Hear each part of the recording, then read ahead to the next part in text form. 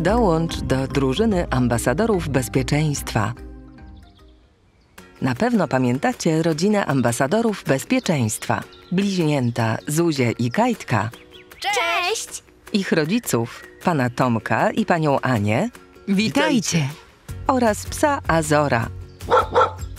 Wspólnie z nimi podróżowaliście po różnych ciekawych miejscach, co pozwoliło wam dowiedzieć się bardzo wiele na temat bezpieczeństwa na przejazdach kolejowo-drogowych. Mam nadzieję, że jesteście gotowi na kolejne przygody naszej rodziny. Nim jednak je poznamy, sprawdźmy, co zmieniło się u naszych bohaterów. A zmieniło się naprawdę wiele. Rodzina przeprowadziła się właśnie z miasta na wieś i zamieniła mieszkanie w bloku na dom z dużym podwórkiem. Nasi bohaterowie wyruszyli do miasta na zakupy. Gdy wracali, na przejeździe kolejowo-drogowym, niedaleko ich domu, wydarzyła się sytuacja, która mogła naprawdę źle się skończyć. Widzieliście, co zrobił ten kierowca? Nie zatrzymał się! Nie tylko nie zatrzymał się, on nawet nie zwolnił. Ale my się zatrzymamy, prawda? Oczywiście. Tata zawsze stosuje się do znaków na przejazdach kolejowo-drogowych. Sprawdźmy, czy je pamiętacie. Zuzia, co oznaczają te? Znak z pociągiem oznacza przejazd kolejowo-drogowy bez rogatek, czyli bez szlabanów, a słupek z 3 kreskami mówi nam, że zbliżamy się do przejazdu kolejowo-drogowego. Kajtek, a co mówią nam te znaki? Im mniej czerwonych kresek na słupku, tym bliżej przejazdu kolejowo-drogowego. Znak stop mówi nam oczywiście, że przed przejazdem należy się koniecznie zatrzymać. Nad znakiem stop widzimy krzyż świętego Andrzeja, który oznacza, że jest to przejazd przez linię jednotorową. Brawo! Moglibyście uczyć zasad bezpieczeństwa kierowcę tego samochodu, który nie zwolnił.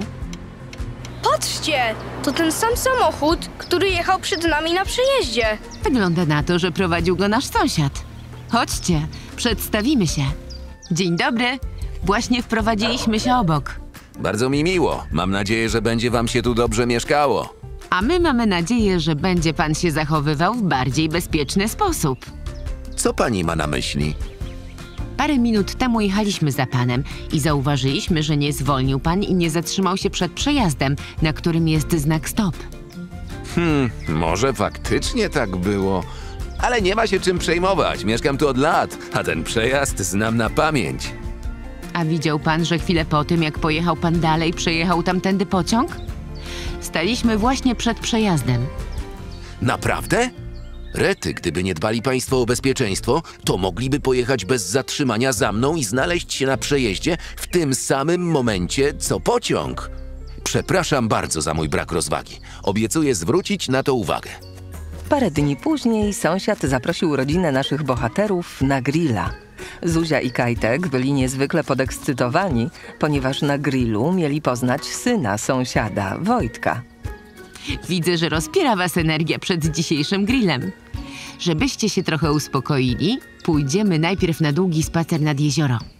Zuzia, Kajtek, pani Ania, pan Tomek i Azor wyruszyli na spacer. Chociaż jezioro znajdowało się za torami, nasi bohaterowie szli początkowo wzdłuż nich, co oddalało ich od celu spaceru. Dlaczego tak postąpili? Ponieważ musieli najpierw dojść do wyznaczonego i bezpiecznego przejścia przez przejazd kolejowo-drogowy. Musicie przyznać, że dużo szybciej doszlibyśmy nad jezioro, gdybyśmy teraz przeszli przez tory. Myślę, że przynajmniej 10 minut szybciej. Dobra, dzieciaki, proszę nie kombinować. Dokładnie. Bezpieczeństwo nie akceptuje dróg na skróty. Patrzcie, to pan sąsiad. Tak. I wygląda na to, że chce złamać kolejną zasadę bezpieczeństwa. Witam nowych sąsiadów. Stop! Proszę się zatrzymać. Ale po co? Z powodu kolejnej zasady bezpieczeństwa. Przez tory kolejowe przechodzimy tylko w wyznaczonych i bezpiecznych miejscach. Ale przecież do wyznaczonego przejścia jest kawał drogi. Jeżeli przejdę tędy, to zaoszczędzę z 10 minut. O kurczę, ale ten pociąg szybko przejechał. Nie miałbym z nim szans. Zgadza się. Lepiej być 10 minut za późno, niż 30 lat za wcześnie. Oj tak, będę o tym pamiętał. Poza tym dłuższy spacer to samo zdrowie. Dokładnie. A skoro o spacerze mowa, to zdaje się, że idziemy w tym samym kierunku bezpiecznego przejścia.